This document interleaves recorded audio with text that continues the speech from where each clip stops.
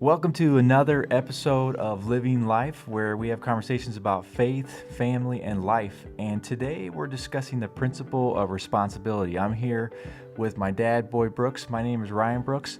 Let's discuss this principle of responsibility. What does that look like? Well, I'd like to illustrate responsibility with a word picture.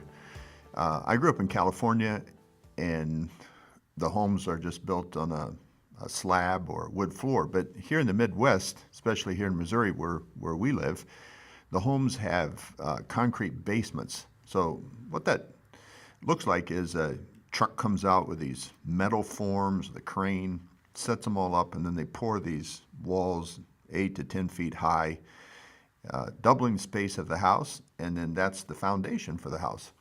Well, I'd like to use those cement forms as an idea of responsibility for a life.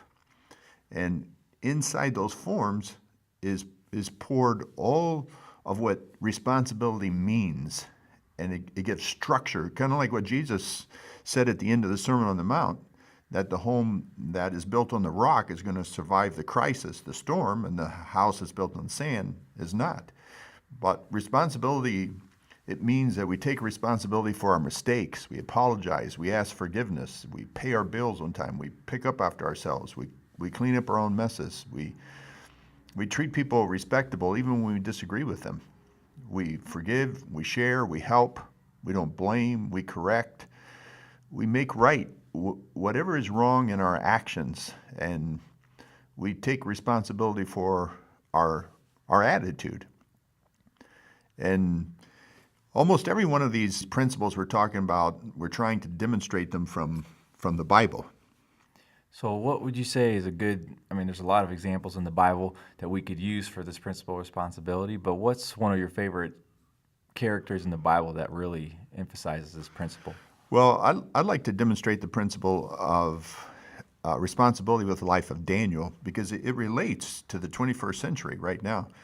Daniel was actually taken by the Babylonians from his home as a young man, along with thousands of other young men, enrolled in the University of Babylon to learn the culture, the language, and then later to be used as a leader there. Much like what's happening in our culture today. Our culture is wanting to dictate to us how we should live. And many of the things that our culture is saying to us is completely contradictory to what the Word of God says. Same thing happened for Daniel.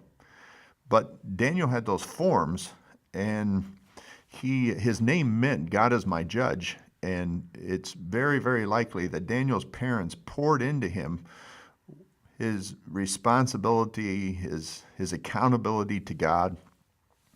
And just an example out of Daniel's life that's just so relevant to today.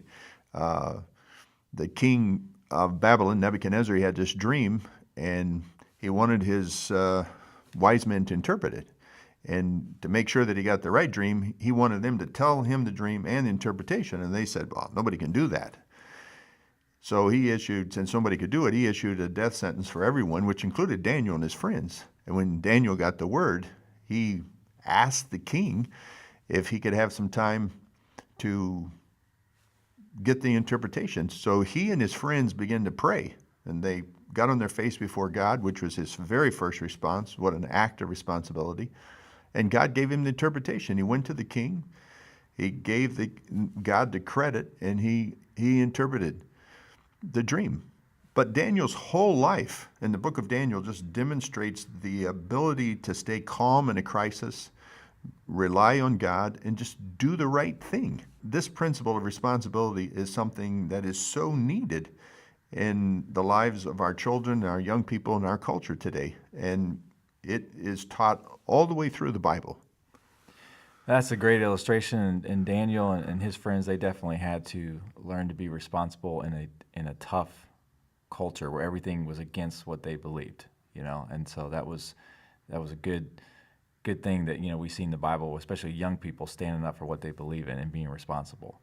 And I think that's what happens to a lot of young people today when they get out of high school, they go to a college, and they're overwhelmed because they don't have that concrete foundation that allows them to be able to really defend their faith and their convictions the way Daniel did. Yeah. Well, we hope you enjoyed this episode, this short episode of Living Life. I just wanted to remind you, if you're watching this, my dad wrote this book recently called Responsive Parenting.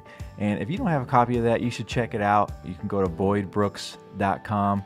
There's other resources out there like blogs, weekly blogs. There's also a study guide and a leader's guide if you have a small group, you like to do some type of a small group class. But check all those out. Thanks for joining us today. We hope you have a great rest of the day. Bye-bye.